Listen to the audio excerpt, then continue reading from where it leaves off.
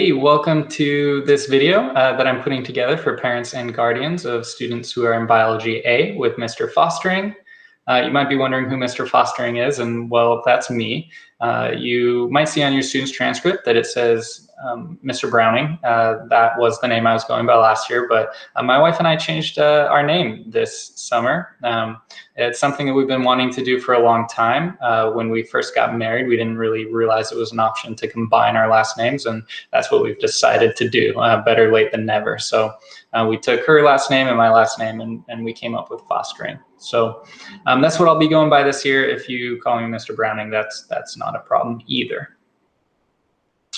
I wanted to get into a couple of details about the course. Just a real quick overview here. First of all, some thoughts about the materials that your student got when they picked them up on Monday.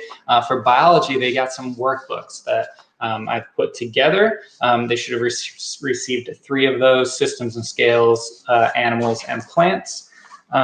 Here's what I'm thinking for those. Hopefully your student has a binder that they can use. If it's dedicated to biology, great. If it's not dedicated to biology, that's fine too.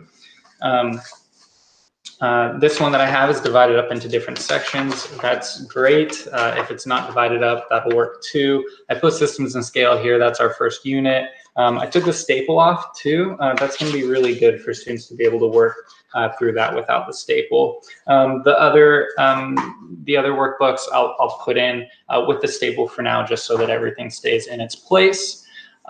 But one thing that I really want to encourage you to do as you help your students is to not think of these as worksheets that can, whenever they're finished, that's when the student is done. And so the quicker they work through these worksheets, the quicker they're done with the course. That's not going to be really useful for your student in learning the content.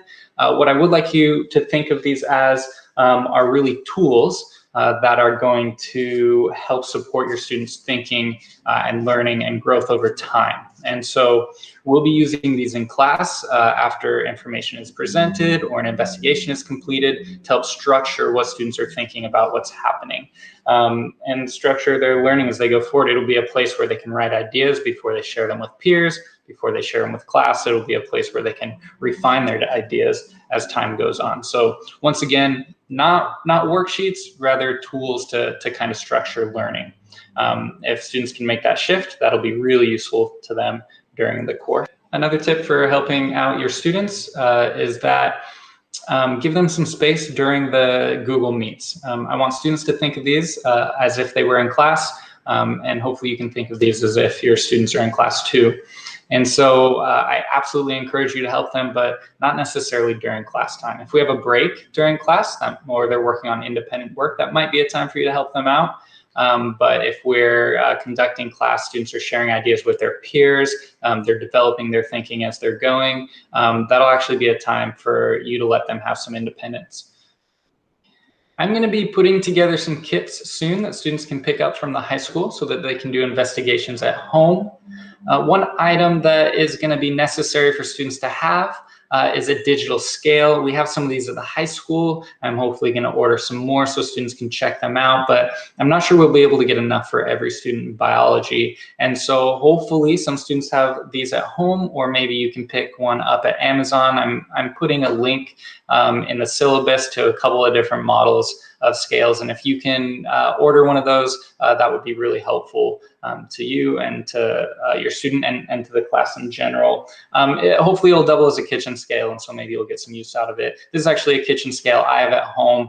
This one won't work though. The scale both needs to be able to measure up to about 300 grams is plenty, but it needs to be sensitive enough, ideally sensitive to 0.01 grams. 0.1 gram will work, but this one actually only measures to the nearest gram. Not quite sensitive for our investigations that we're going to be doing.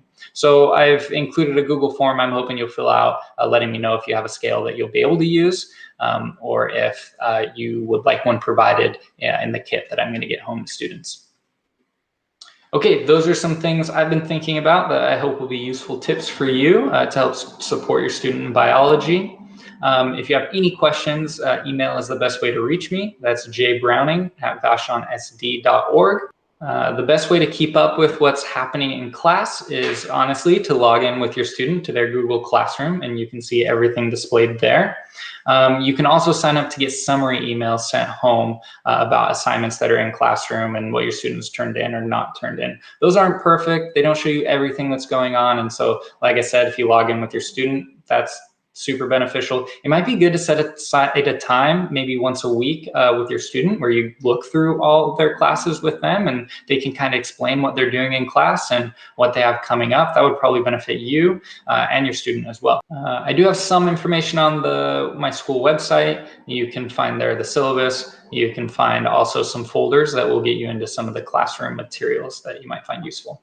Well, I hope you have a wonderful evening. Really looking forward to getting to meet your students tomorrow in class.